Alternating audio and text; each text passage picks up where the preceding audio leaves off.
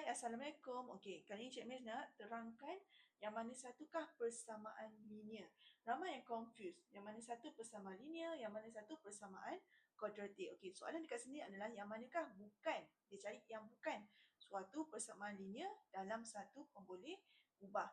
Okey, kita kena tahu persamaan linear adalah pemboleh ubah tertinggi dia adalah kuasa 1. Pemboleh ubah bagi persamaan linear adalah kuasa 1. So, kita tengok soalan nombor 1 ni. Okay. Pemboleh ubah adalah huruf X. Apa kuasa dekat X ni? 1. Jadi, bila kuasa tertinggi adalah 1, itu adalah persamaan linear. Dan kalau kita nak tahu dia ada berapa pemboleh ubah, kita tengok dia punya huruf. Dekat sini adalah X sahaja. So, dia adalah satu pemboleh ubah. Okay, nombor 2. Yang mana pemboleh ubah dia? Sini. Kuasa berapa? H adalah kuasa 1. Sini juga adalah kuasa 1. So, bila kuasa tertinggi adalah 1, itu adalah persamaan linear. Dan berapa pemboleh ubah? 2 pemboleh ubah ke? Cuba tengok dekat sini.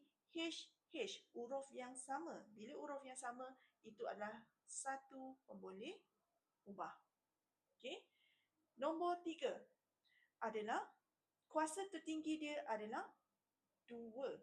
So, bolehkah kita panggil persamaan linear? Tak boleh. Persamaan linear mesti kuasa 1. So, nombor 3 tu, kalau dia kuasa 2, kita akan panggil dia persamaan kuadratik. Yang tingkatan 4 ada belajar. Ataupun pemfaktoran tingkatan 2. Okay, nombor 4.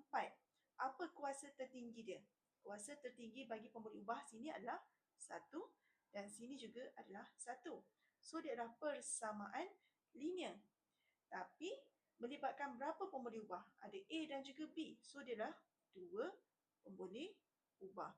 So, tengok balik dekat soalan kita ni. Dia tanya yang manakah bukan suatu persamaan linear dalam satu pemboleh ubah. Dia tak nak persamaan linear satu pemboleh ubah. So, jawapannya adalah 3 dan juga 4. Clear? Bye.